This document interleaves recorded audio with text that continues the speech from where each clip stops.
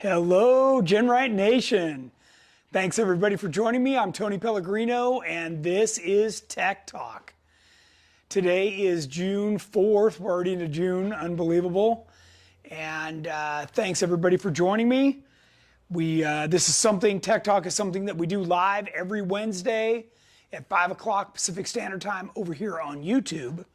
So if you're just stumbling onto this is a regular thing that we've done for 5 years now. So Tech Talk is a live show where I share my experience with Jeeping and parts and working on them. We do welcome questions. So if you have something you'd like to ask, you just type it in as a comment.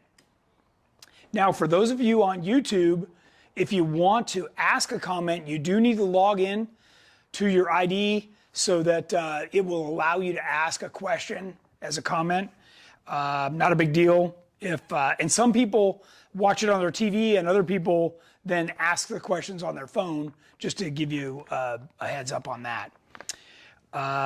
We will try to get to all the questions. Please include as much detail as you can. And like I said, we'll try and get to all of them.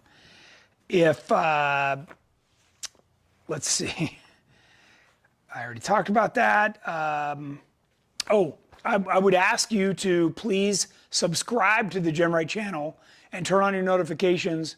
And then when we do go live like this, or we post a new video, you'll get a notice, and you won't miss any of the good GenRight stuff. So that's that. If you missed a Tech Talk from the past, you can just go to the live tab in YouTube, hit that, and it'll show you all the Tech Talks that you have available.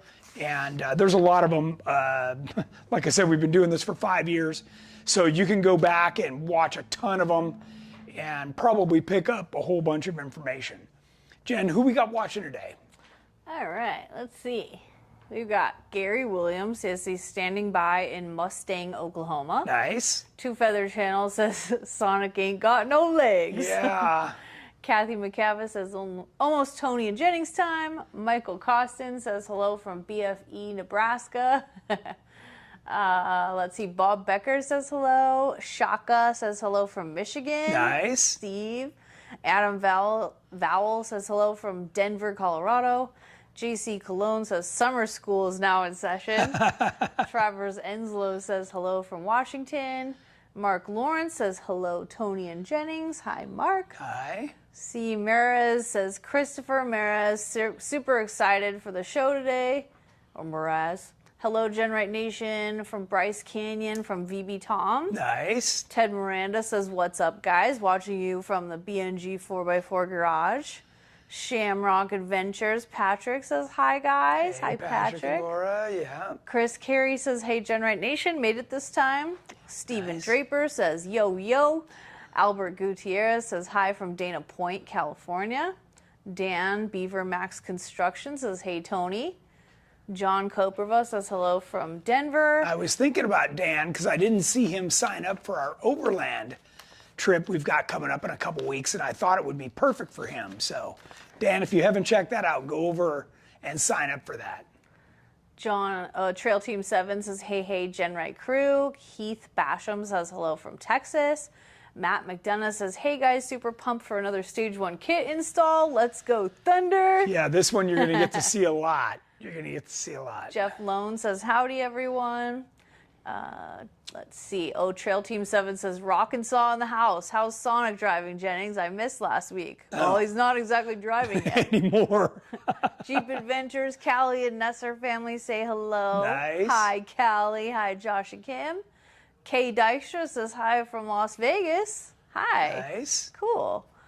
Jeff Frank says hi, guys. Hi, Jeff. From Ohio. Miss yep. you. And I know Troy's in town, Troy Merritt. Oh, come see us, Troy. Yeah, I invited him over tonight Okay, to good. come hang out. Jerry DeRimple says hello from Menifee. Hey, All right, Jerry. Yeah. Oh, Fran from Minnesota's watching. Hi, Wow. Fran. All right. Hi, Fran. Richard Peterson says hello. Just made it. Moxie1 says hello from Rhode Island. Wow. Javier Oliveras, what's up, GenRight? I think we've covered Jedlowski. Hi, Tony and the GenRight team. every Awesome. corner of the nation. I like Hi, it. friends. Thanks, everybody. Thanks for watching.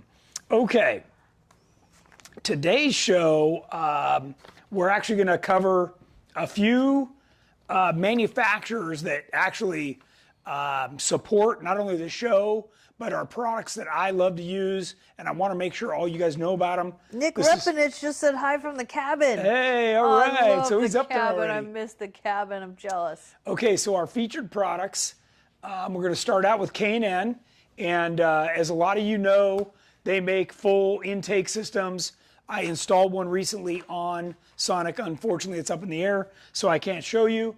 But I do want to remind you that they've got filters, replacement filters that are washable for your stock vehicle, and they have better flow.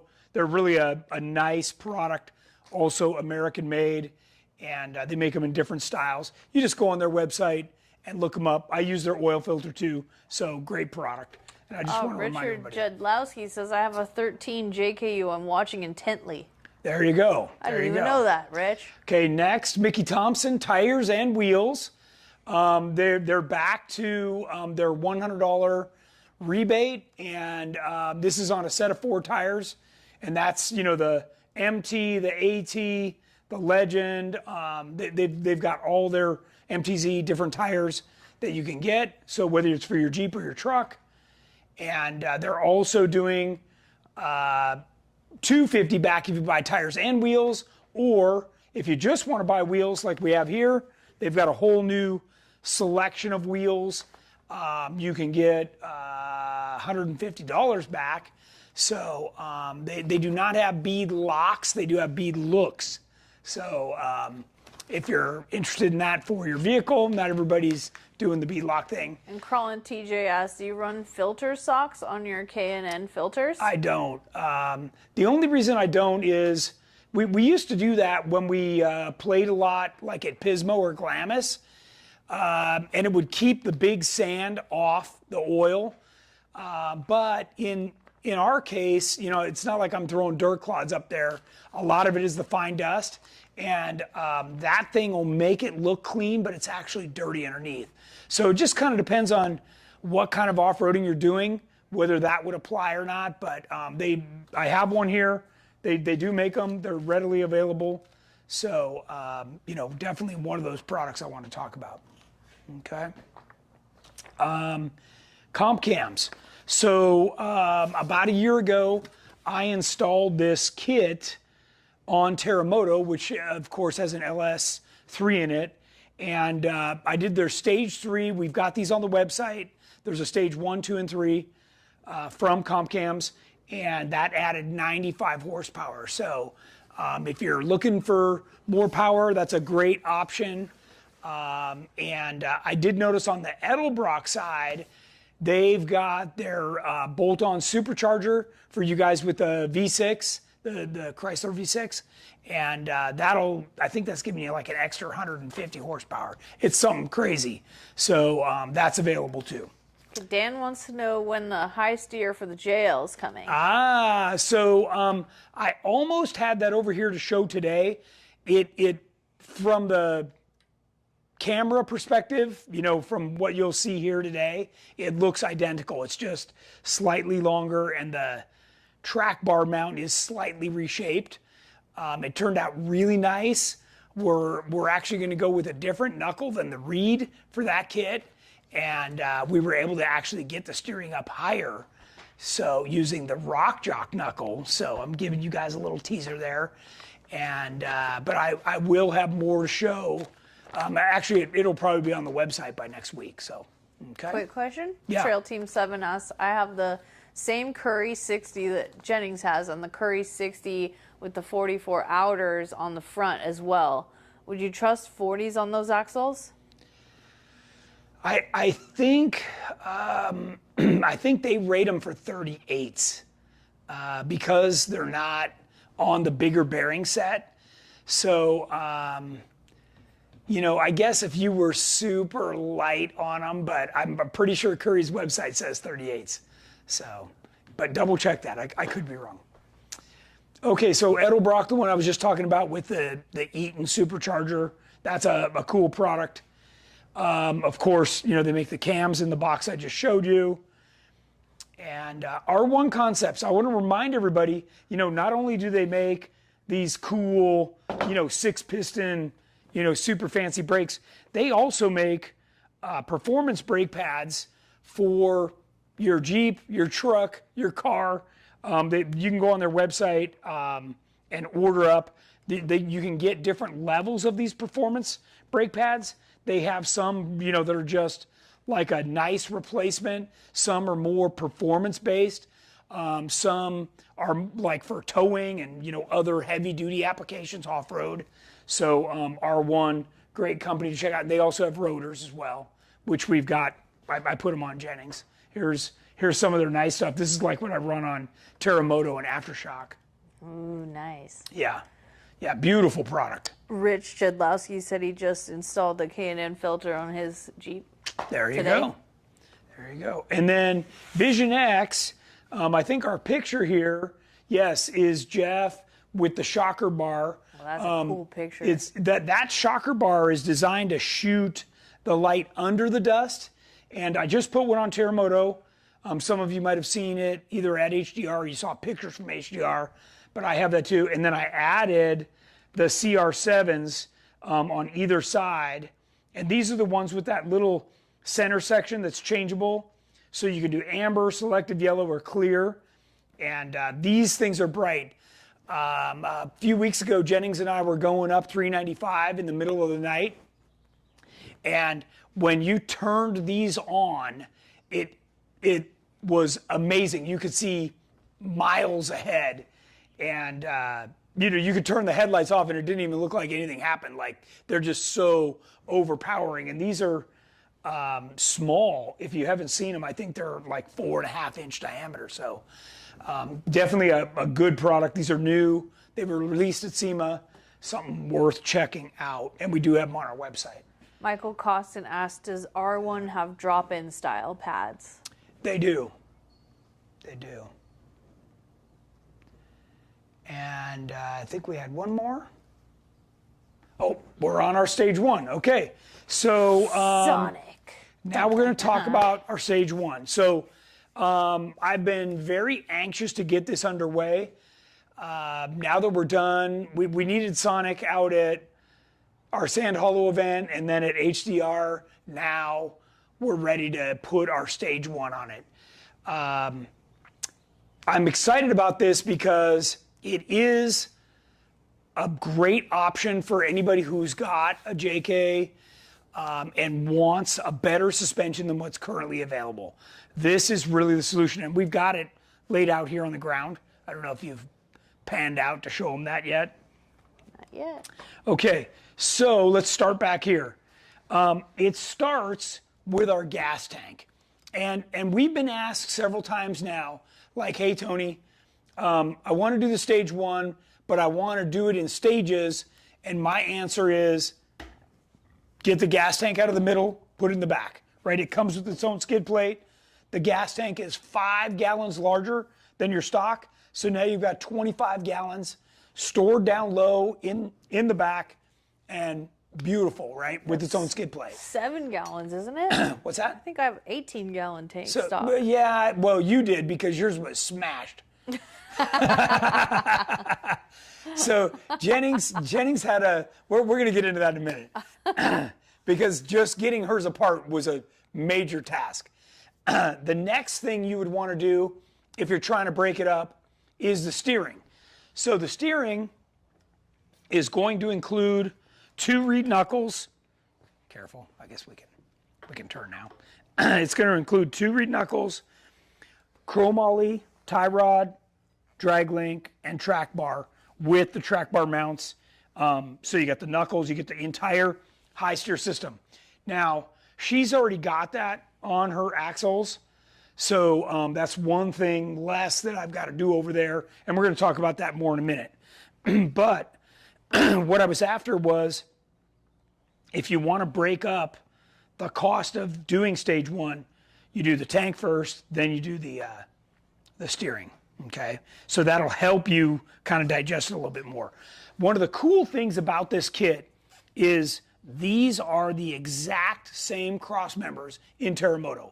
So whether you buy stage 1, 2, 3, or 4, which is what Terremoto has, these are the same cross members. So this is the backbone of the entire kit, stays the same, and that's what gives you the ability to step if you want. You don't have to. This is a perfectly capable kit. You're getting all the proper geometry.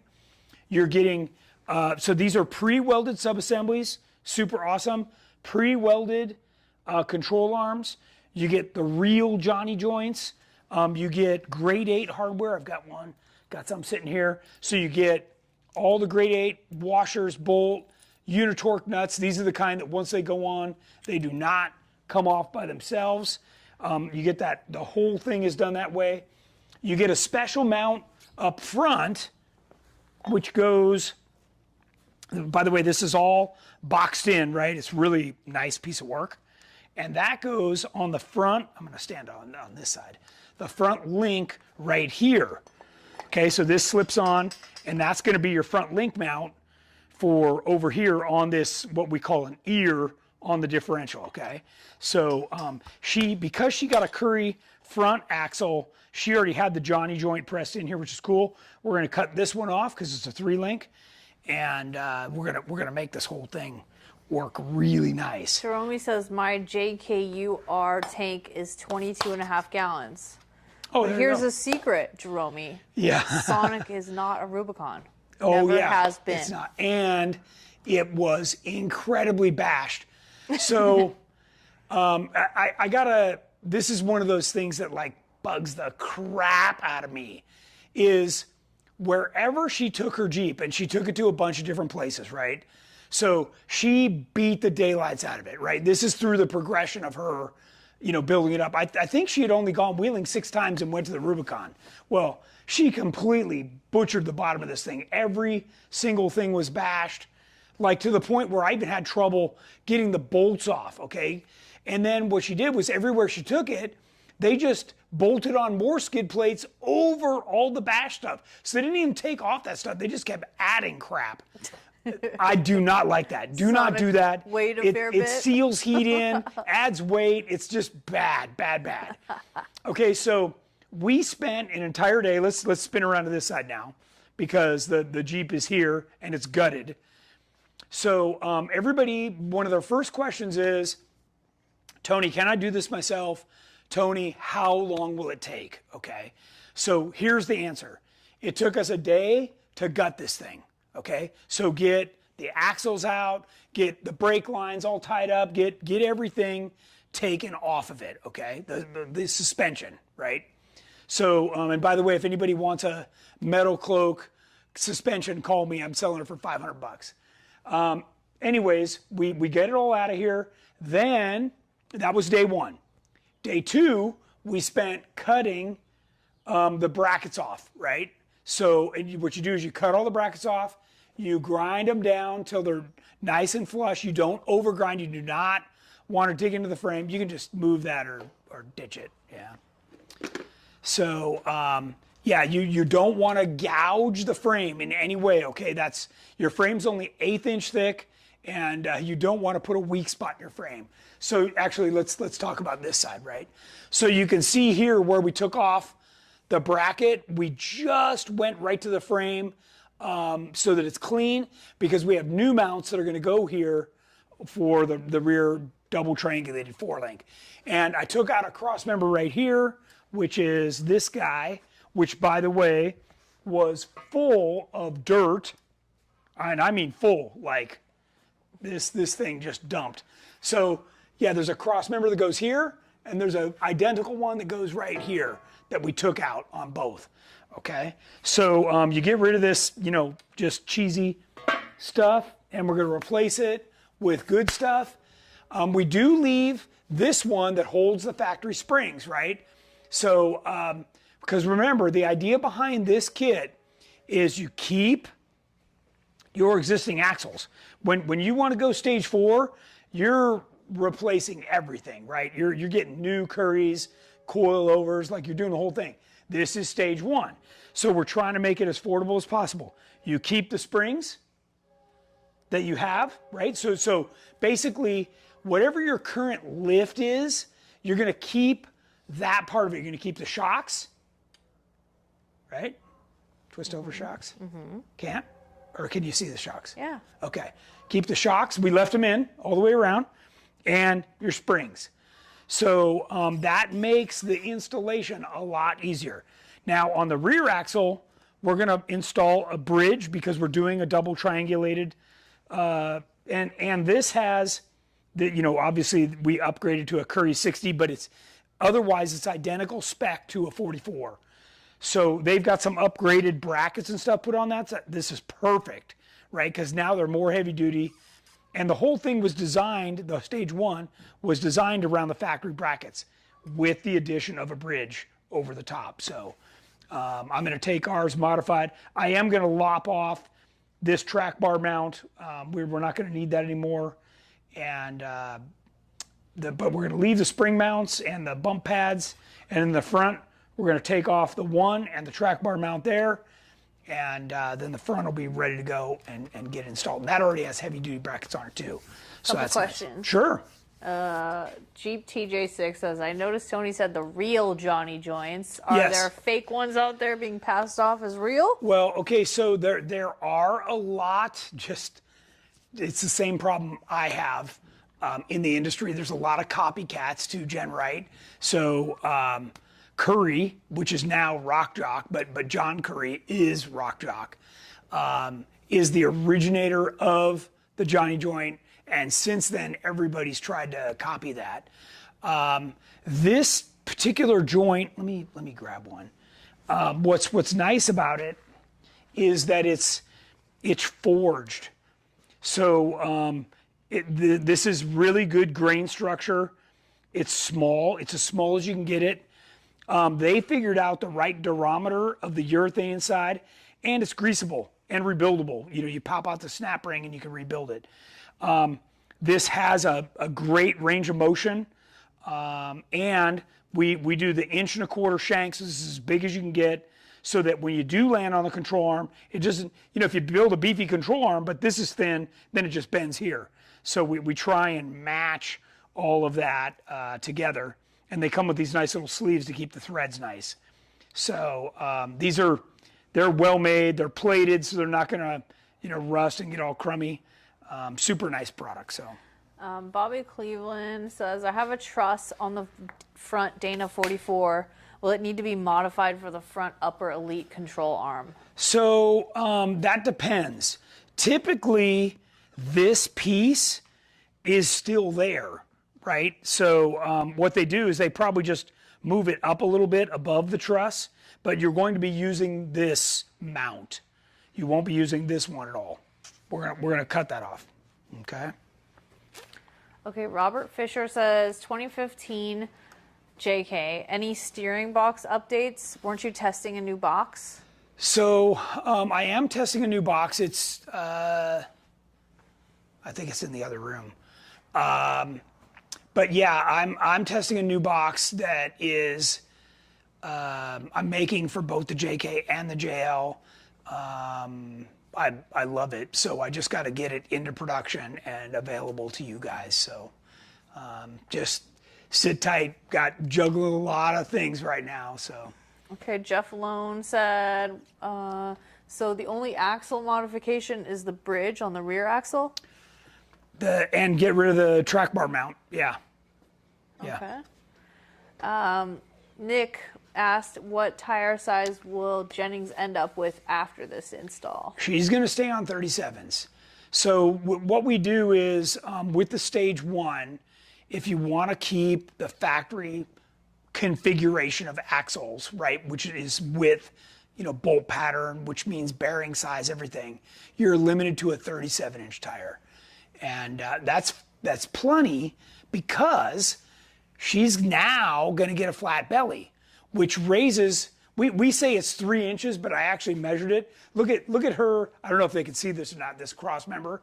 It is bashed beyond recognition, okay? Originally, this thing hung down almost 4 inches by the time you have the skid plates on. So she managed to smash hers, which, you know, included the transmission mount and everything, for more clearance, which is one way to do it. Yeah. I always, if you've ever been wheeling with me, I always talk about self-clearancing. Yeah. And yeah, you can self-clearance your shock mounts, your that's what I cross did. members, your exhaust. You can do all kinds of stuff. Upgraded a few parts in the process. But now she'll have an additional 3 inches, which gives her the same breakover as other guys on 40s. So that's the key. I like that. I'm going to be showing up guys on 40s, and they're going to be like, how'd you do that on 37? And the skid plate's right here. I just leaned it against the wall, but this is it. It's 3/8 thick aluminum skid plate that'll cover the entire bottom. It's wonderful, super heavy duty. It's supported by the 2 cross members that we're going to install.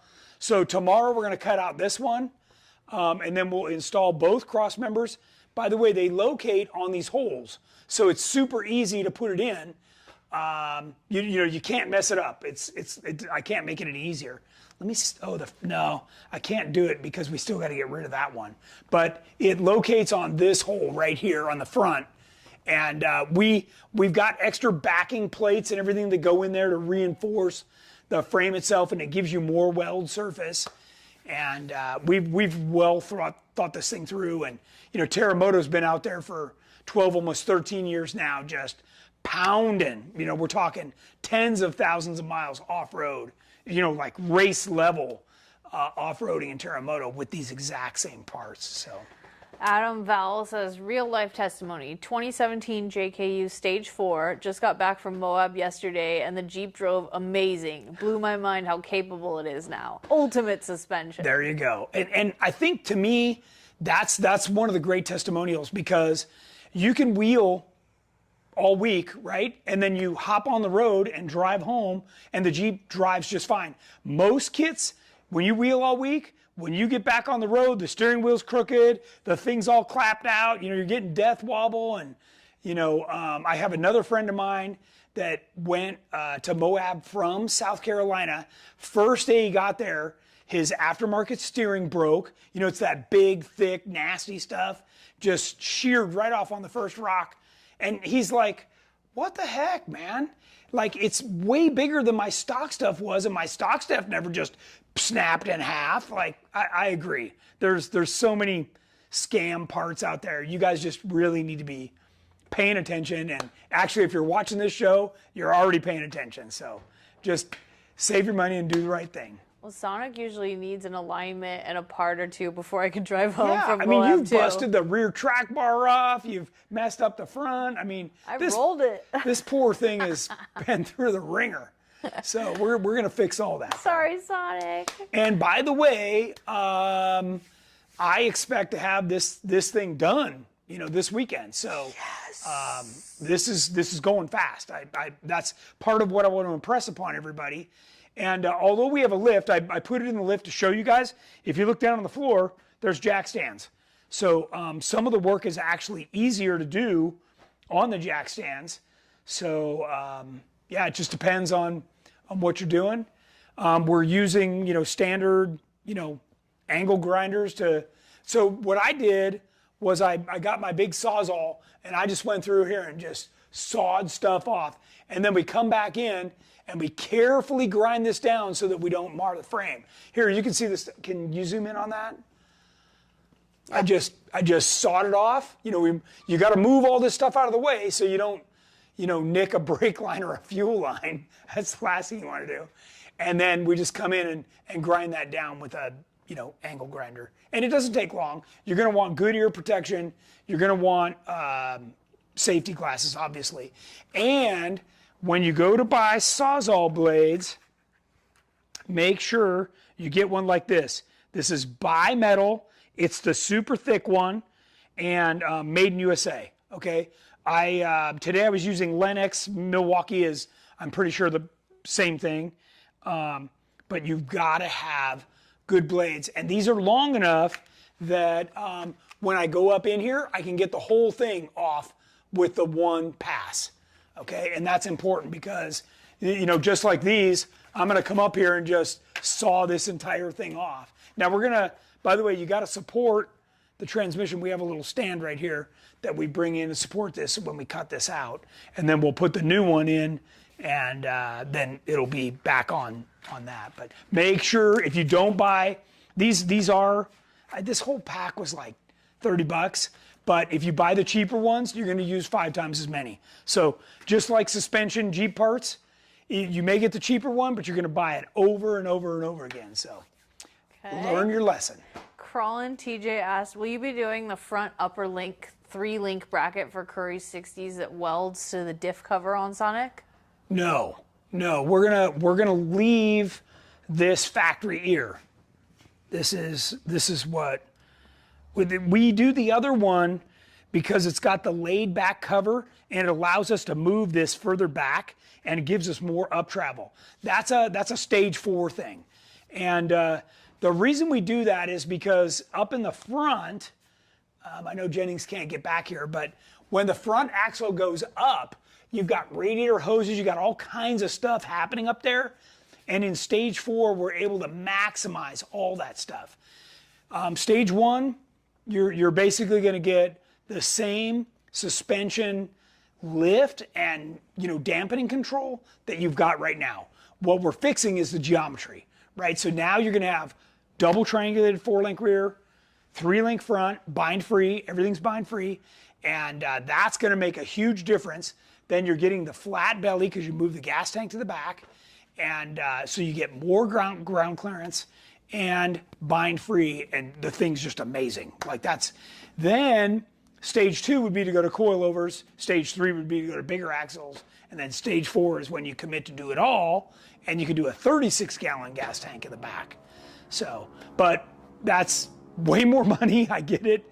We're trying to make it so that it's digestible, and obviously this is something very simple that anybody can do at home. And by the way, can you see this one, the track bar here? I couldn't. Can you, maybe you got to pull over a little bit? The track bar, rear track bar here? Yeah. Okay, so this is all you have to do is just get rid of it, right? You could grind all this off. You could, you know, make it look like it was never there. Now, obviously, we're going to paint all this and, you know, make it so it looks nice. But on some of these brackets, you don't have to spend hours and hours on. I'm only taking off these inside ones that I really need to because we're going to mount something new on the inside, like I think these right here. These are the new upper suspension mounts, and these go up in this range. So I gotta clean this off to get up in here and make the new mount fit. So that's going to be important for that upper link. Okay, so. Brian Hawkins says, just got myself a 2025 JL Rubicon as suggested by the recommended things for your frame swap suspension system. How much lift does the system add? I still want to get into the Jeep. Yes.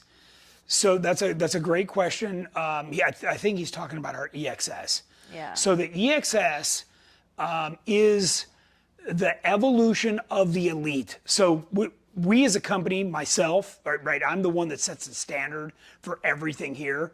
And I've been very happy with the Elite. I've raced King of the Hammers. I've raced, you know, desert races, 300-mile desert races. I've done a bunch of stuff in addition to wheeling all over the country, everything with our JK Elite. The EXS is the Elite Extreme. So when we built an all-new frame, we were able to maximize everything. So that one is capable of 14-inch travel shocks in the rear and shocks in the front. It also sits an inch lower because it has more up travel. So, you know, normally I would say an Elite is like a 3.5 to 4 inch lift. That one's going to be less, 1 inch less. So even though you're on 40-inch, let me tell you this. All the time, I park next to Jeeps like Sonic on 37-inch tires, and my hood is the same or lower than those, and I'm on 40s. So worrying about how tall it is and whether it's going to be hard to get in, not an issue at all. Okay, let's see. Matt McDonough says, on my 2008 JKU, I've relocated the rear brake lines to run the Rock Jock rear anti-rock bar. Where do the brake lines move to on the stage 1 and 2 if they move? So stage 1, the brake lines are in the exact same spot that they came with her metal cloak lift kit, which, by the way, I hate, okay? I hate the way all lift companies just extend the brake lines. These things are hanging out. They're ready to get caught by a branch, by weeds, by rocks tumbling with your tires. It is absolutely not the right way to do it. I'm not going to change that on Jennings Jeep. I'm installing this kit exactly how you would and how we're explaining it should be. Now, on our kits, the brake lines run down the control arms so nothing can get to them. They run down the upper control arm and then they route over to the brakes on each wheel. That's the right way to do it. That's the way that what I'm talking about there is what we learned and developed from racing. That's the way you do it on a race car, and we brought all that into everything we offer. Okay, Jamie Condi says, will Stage 1 Elite work with Rock Jock's new high steer kit? You could try it. You could try it. Let's see. Brian Hawkins. Oh no. Michael Costin says, on the JL Stage 1, you said before that it will have a subframe. Is that right? That's right. So if you pan back over this way. Okay, so on the JK, you can see that these two cross members are independent, right? On the JL, these will be welded together. So now this will come as one big substructure that has to be put into the JL. Okay, so JK, two separate ones, JL. And by the way, this is 1/4 inch thick. This is beefy. Like, I guarantee if you tossed your Jeep off a cliff, this would be the only thing left in your Jeep. Those aren't going anywhere. Why is the one separated and the other one's welded together? Because the JL frame is not as good. That's why we do the EXS. That's why I didn't do anything but the EXS. But we've had so many people requesting this that's the only way I can do it and have any faith at all. Okay. Are you relocating the gas tank? Yes. To the back, right? Yes. Is there a relocation bracket for the emission canister? Rich asked. There's what we give you points on where to put it. I think we just modified the existing bracket. I haven't gotten to that step yet. By the way, this is, even though it's dirty because we've been looking at it, I'm proving out the instructions as we go. I don't know how many pages this thing is, but it's like 30, 40 pages, it's a lot. 34 pages. So this gives you step by step, everything you're supposed to do, like, start disassembling, right? Get your stuff off. I found one spelling error here, so we're working on that. Here's the diagram. So this is where we're at right now. So cut out these blue ones, all these little blue mounts. It shows you in great detail, gives you close-ups so you can't go wrong. You're not cutting off the wrong thing. And you just go to town. You just follow along. More detail, like from different angles. Two Feather Channel asked, will there be a video of the complete install? There is. We're actually shooting a time lapse. So before we started, I explained what we were doing, and then we've been shooting a time lapse the whole time. And then I think yesterday Jamie came over and shot something where I was talking about how we had the whole thing apart, and we're starting to cut out stuff. And then it goes right into installation. So you just, again, keep following along. The front track bar comes off and shows you where to mount it. So very, very detailed installation instructions. Here's here's some of what I was telling you about the brackets, how you line it up with the hole, and that's right where it goes. Okay. Okay, Paul Yaros asked, will you run a steering stabilizer on Sonic? How about ball joint deletes? No. So her ball joints are pretty fresh, so I'm going to leave those alone. She has RAM assist. So she already had an upgraded PSC steering system, so I'm going to make that work. Okay. And by the way, I know we just kind of pointed at the brackets, but this right here, this is the track bar mount that goes on the front axle, and this is the magic. So if you notice, this is going to fit right here around this spring bucket. Look at how far we moved the track bar 6 inches over. So what we've done is we've eliminated all the bump steer because we've extended the track bar to match the drag link. We've raised the steering up even higher than it is right now. So like hers is a standard tie rod end that's mounted on the bottom of the knuckle. We're going to flip all that up to the top. It's going to get even better and higher. And yeah, this is, you get rid of this, you get rid of the factory mount, you put this on, and man, you're in a different league is all I can say. It's going to change everything. Fran says 2011 JKU 4.0 getting into the meat of the stage 1 install after fixing some engine and adding lockers. Okay. Everything is going well, but there are questions about the exhaust. What are you doing? Okay, so that's a great question. You can see right here. So we kept the factory exhaust, okay? And in the instructions, it tells you, right? So you take this little curly thing, and today I cut this off, and then in the instructions it's going to tell you to make a couple cuts here, and we're going to rewrap this and reuse all these pieces to get the exhaust to go over and down the other side. So it's very detailed in the instructions. So it allows you to keep and reuse the factory stuff. I'm going to try on hers. It's pretty nasty. I may end up having to just start over, but I'm going to try just so we can show people we followed the instructions and did it the way we said. Okay. Paul asked, how long are those Sawzall blades? That's a great question. These are 9-inch. 9 inches, the bare minimum. I tried shorter ones today. I started with these, and these did not do well. Even though these are the ones I like, the Lennox. They're like a good bimetal American-made one. And they're great for some of the little stuff. But then I went to the longer Lennox that was like this, but see how beefy these are? So what happens is on this long stretch, when you're cutting, you need to be able to really pull, and these start flexing. And these maintain their shape so you get a nice clean cut, okay? But 9 inches is the right length. Good question.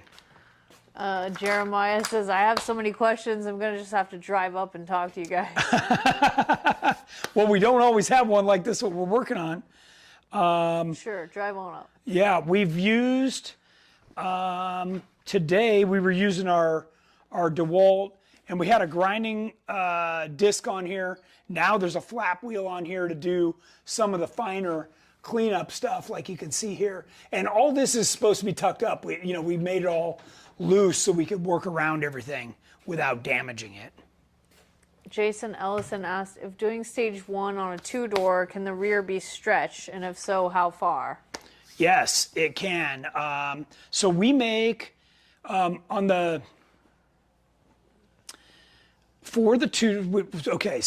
4-door we call it the Elite, for the 2-door we call it the Extreme. And it's a 5-inch stretch. We make the gas tank that fits in there. If you want to do the stage 1 on your 2-door, just call in. We've already had 6 different customers do it. 2 of them were already at High Desert Roundup with us a couple weeks ago. So people have done it. It works perfect. We just don't have it listed on our website as a package. But if you call in, my sales guys know, and they can get you all the right stuff.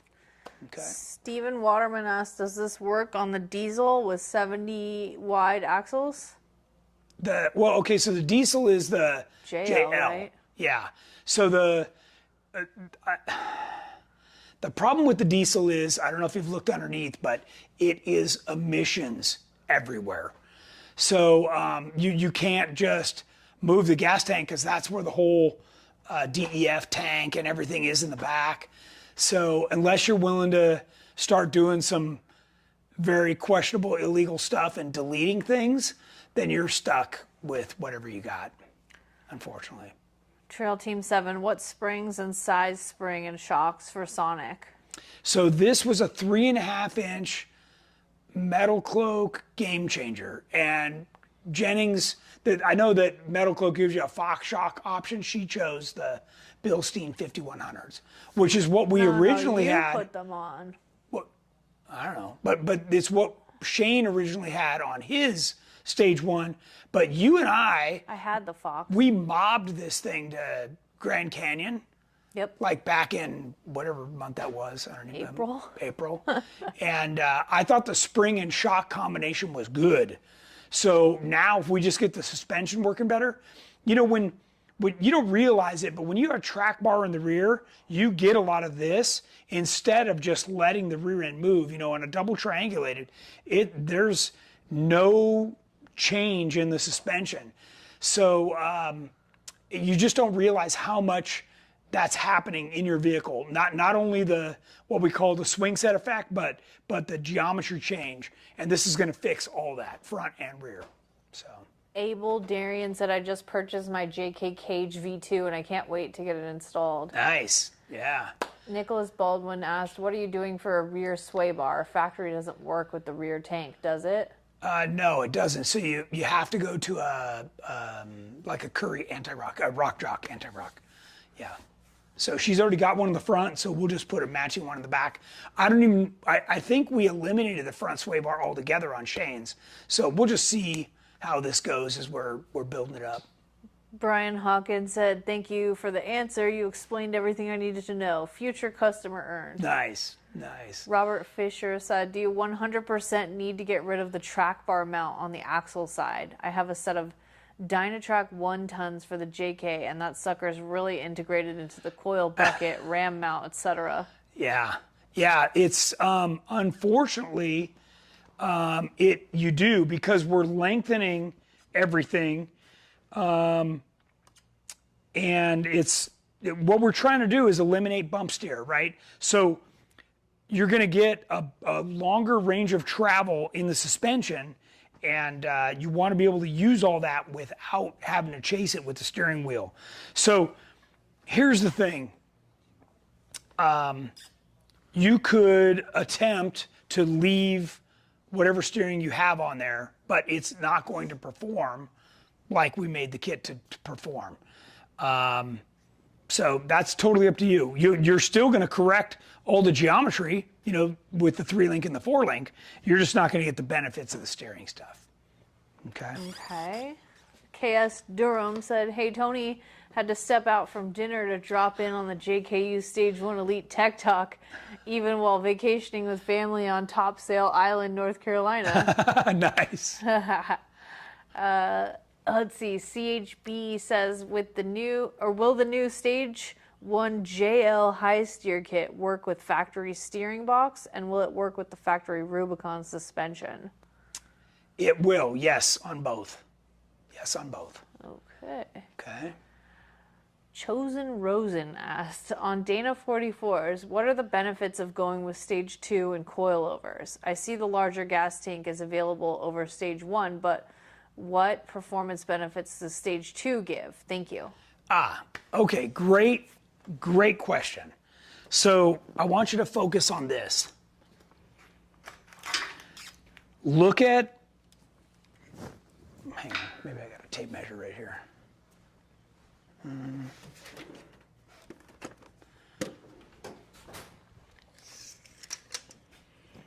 Okay. If you look right here, this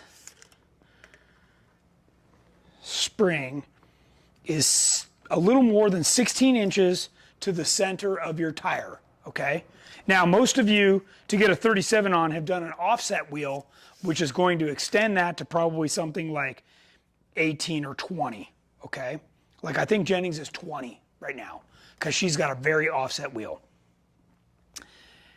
When you do a coilover, you move the spring and dampening control all the way out here.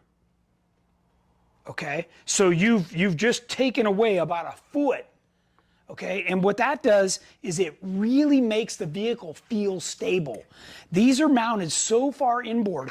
Look, you know, I realize a lot of people don't see this or realize this.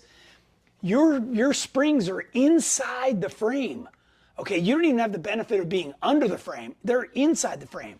Now, that's a cheater way to get a bunch of suspension travel, but it's unstable travel because everything's so far inboard.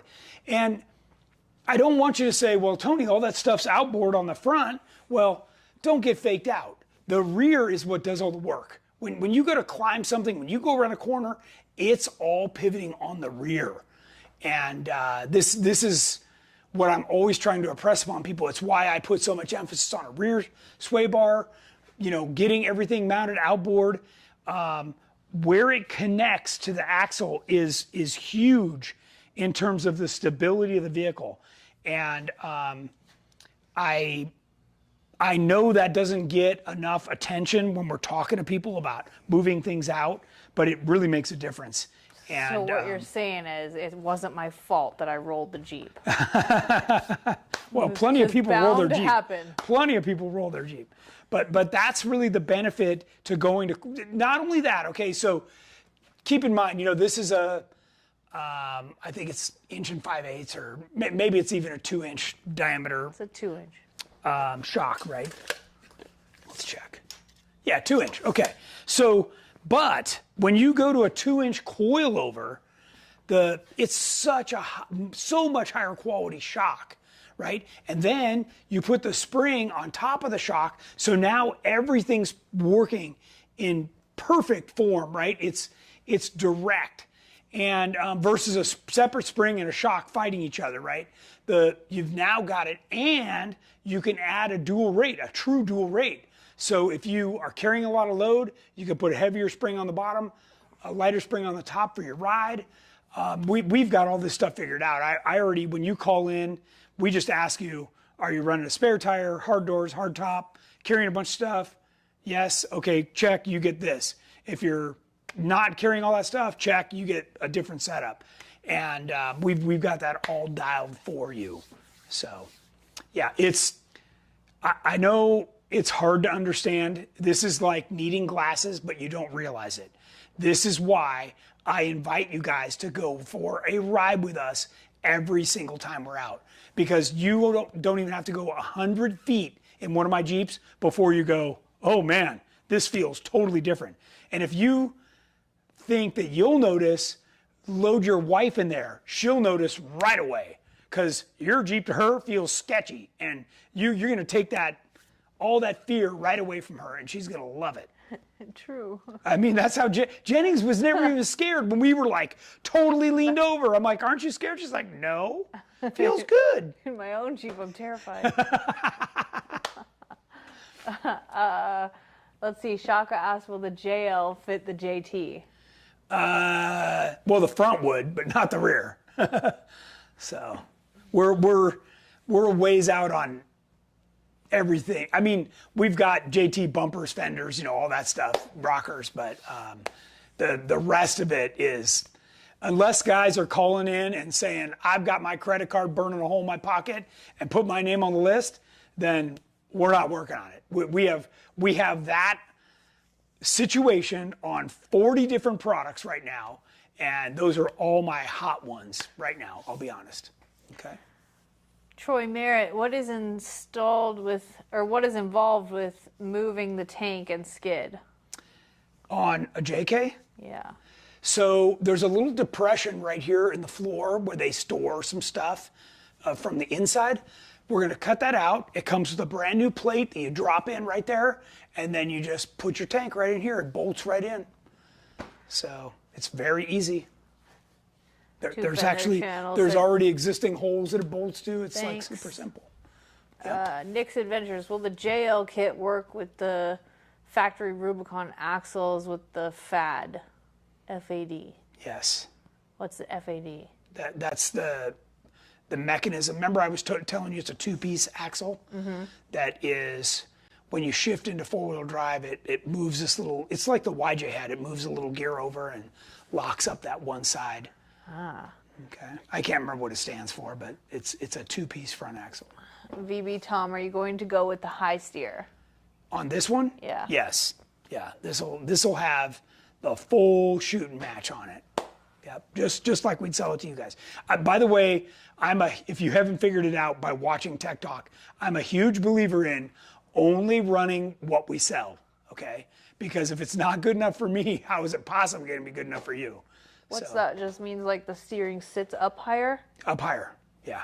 Okay. So Yeah. you don't hit stuff with it. Most steering is what I call a curb feeler. Yeah. And by the way, it sits so damn low, and then they just make it bigger diameter, so you know what it's doing? Getting closer to the ground, folks. Like, that is not the answer. Not at all. We keep smacking Sonic into a rock in the front, and then the power steering fluid drains out, and the steering pump goes to crap, and everybody's got that stupid replaced it clamp. 2 or 3 times in the dirt. Yeah. So hopefully that won't happen anymore. Nope, we're fixing it all. Sonic needs a MagnaFlow muffler. It has one. It's just has one. dirty and rusty. Michael Costin. So if I start with the stage 1 on my 19 JLUR, then go to the EXS later down the road, the control arms are reused? The Johnny joints would be reused. But the control arms are different length? The control arms are a different length. If you put Curry's on, if you're going that route, then yeah, that changes the length of the arms. Okay, Snowboard Life says, hey Tony, I own both tops, soft top and hard top. What would you prefer? Which is better off-road? Soft top. Because it's lighter. Yeah, Aluminum roof. Or no top, No yeah. top. But most people, I'll be honest, like I wheeled with my soft top, my hard top when I first started Jeeping. And once I took it off, I realized how much weight it added, and it really changed how the Jeep felt.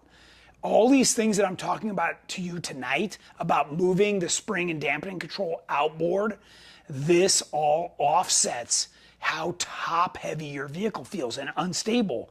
When you go around a corner or you go to climb something and it's doing this weird thing where you're like, I don't know, is the axle gonna go under? Or are we gonna loop over backwards? All of that goes away. You are absolutely sure-footed and the vehicle feels super stable. And the only way to do that, everybody watching, the only way is that. You gotta cut everything off, start over. There's only so much you can do with these factory crappy brackets, okay? And that's what they are. This is junk. It's thin, just cheesy stuff. You come over here, this is 1/4 inch thick. This is beefy, solid stuff. And if you notice, none of your suspension is built like this, right? This is a true long arm, triangulated in the front, double triangulated in the rear. I mean, this is the best you can get without building a buggy. That's it. That's the best way for me to put it. So it is really that good. And anybody who's ridden in one or has one that drives it, I know the one gal just said she was in Moab. All of that you realize once you've got it on your Jeep. So I think that was a guy. But anyway. maybe it was a guy. Tyler Lawson. Hey, Tyler. Hey, Tyler. Are you bringing this Jeep to Tennessee Jeep Invasion? This one is not going to make it. It's going to be Chase's. Maybe next year. Yeah, maybe next year. Cole Osmondson. What's the widest axle you can go with on stage 4? 72. We do 70, but I have had some people do 72. Michael Costin said Tony's changing the game. Ha. Matt McDonough asked, will the 36-gallon tank fit at stage 2, or what limits the tank size when going to the coilovers? So what limits the tank size is the rear cross member, right? So when you cut this one out and put in ours, the bigger tank takes all this room and it bolts to our cross member. So that's the point in which you can do. So if you do the coilovers, then yes, you can go to the bigger tank. Yep. Let's see. But if you do stage 1, then you've got the 25-gallon tank. So the question is, do you pull it out and sell it and then buy the bigger tank? You know, people don't like to do that 2-step. They just want to do one. So. KS Durham, the triangulated 4-link will work with the Dynatrac Hardcore Pro Rock XD60, correct? As long as it has the bridge, or you're going to have to make a bridge. But I think some of the Dynatrac models have the points that are drilled and tapped to put the bridge on. And we make those bridges for the Dynatrac axles. You can find them on our website. Mark Lawrence asked, welding method, stick, MIG, TIG, or Harry Potter magic wand? Good question. I was going to use JB Weld, but Jennings said no. Duct tape. Nope, we're going to use MIG, and that is more than sufficient. The brackets are 1/4 inch thick. The frame is 1/8 inch thick. Plus, we plate it up so that the frame actually becomes 1/4 inch thick. So you got plenty of material there to burn it in real nice. What we will do is we'll move around. So we'll do a weld here, we'll do a weld here, then maybe we'll go up to the front and do a weld up there, then we'll come back, do a second weld, we move around. You don't want to over temp anything in one spot. It is human nature to just go, well, I'm here, I'm just going to burn this whole thing in, but you actually want to move around a little bit and give things a chance to kind of cool off, okay? And we mentioned that in the instructions. They said the website says that you can have 36-gallon on a stage 2. Yeah, but once you do that cross member, then you can do it, yes.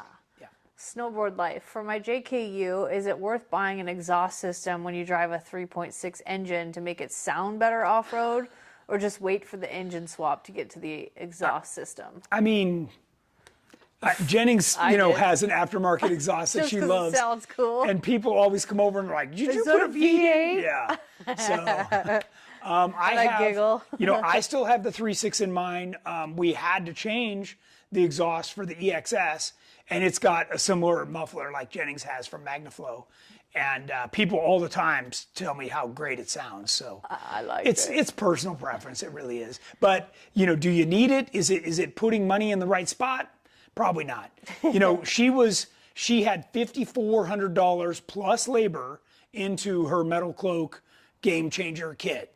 So she could have applied that to her GenRight kit. 2 kits. Which I think the base kit's only $6,400. So it's only $1,000 more.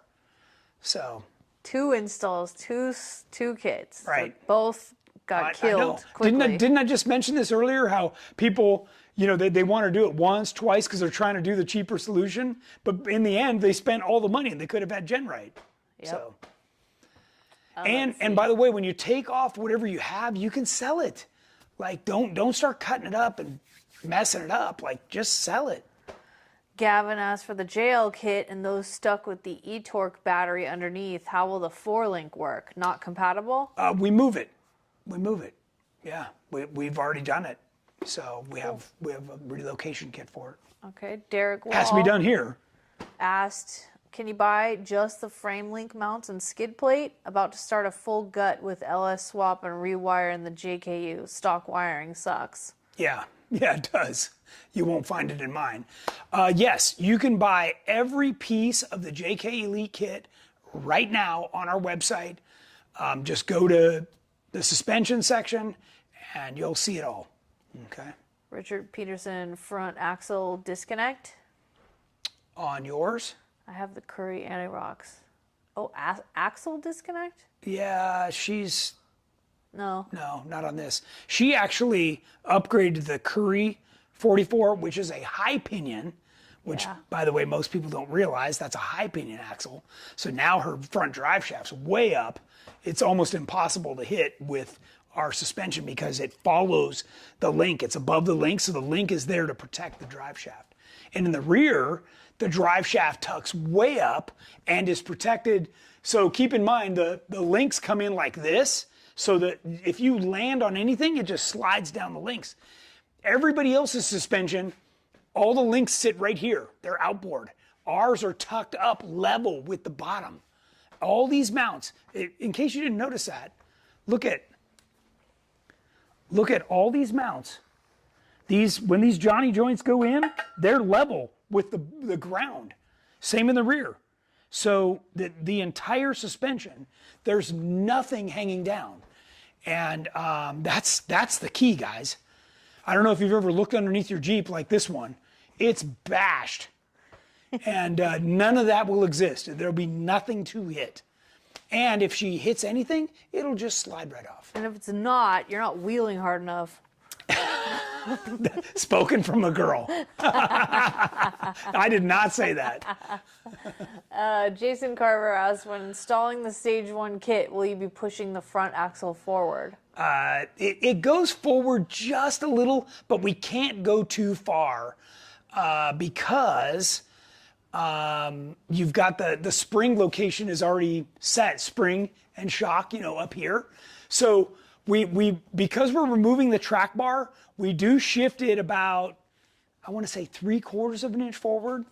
So, and we do move the rear back just a little bit to get it in the wheels in the opening. So yeah, you're going to get, I would say out of this, probably 1 inch more right out of the gate. Snowboard Life says, so Tony, I own the best top, soft top, that is square dimensions. Do you have experience off-road with a soft top, and how is it? I do. I have a lot of experience with a soft top, and here's what I can tell you. Every time I was so stoked that I put a new bikini top or soft top on, I wrecked it that next day. It got caught on a tree, it got smashed on a rock, something happened to it, and I was super bummed I even had it on. So that's why now I will with nothing. And the only thing that's there for it to hit is my steel roll cage, which is super easy to touch up. Or your aluminum tops, right? Well, that's inside the steel roll cage. So, yeah. If you hit the aluminum roof, that means you've been on the lid. Some of us have. Oh, FAD front axle disconnect. Yeah. What about it? That's what FAD is. Yeah. Oh, front axle disconnect. Yeah. Yeah. Okay. Chris Carey says, I need to move from my rock crawler suspension to this as soon as I can afford it. Yeah. Sell it. Yeah. But the biggest question we've had all along is, how hard is it? And I'm literally following the instructions as we wrote it. I'm double checking everything, doing it myself. And I'm trying to tell you guys like how diligent you need to be or not. Like if it's not a big deal, leave it. Just get off the sharp edges, paint it over, and call it good. Don't spend any more time there. Okay. Two Feather Channel. Will the JLU Stage 1 subframe still work with the GenRight weld-on rock rails? Yes. Yes, it will. Yeah, it won't affect those at all. Okay, Jeremiah Eras. I have an R-Tech truss on my rear axle. Will I need to remove it to install the rear upper links, or can I do the brackets on it? Well, if you add anything on, what's happening is you're limiting your up travel. So maybe you don't have that much up travel. You'd have to check that. So basically my disclaimer is this. If you're doing anything at all outside of what we recommend, then you have to cycle the suspension, which means you take the springs out, you cycle the whole thing with, based on how much travel you have in your shocks, and not only straight up and down, but left and right. And you've got to check all that stuff to make sure that it's not going to bang through the floor or hit some other cross member or the bottom of the engine or whatever.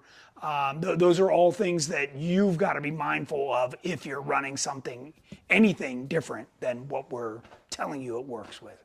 Okay? Because we can't think of every possible scenario, right?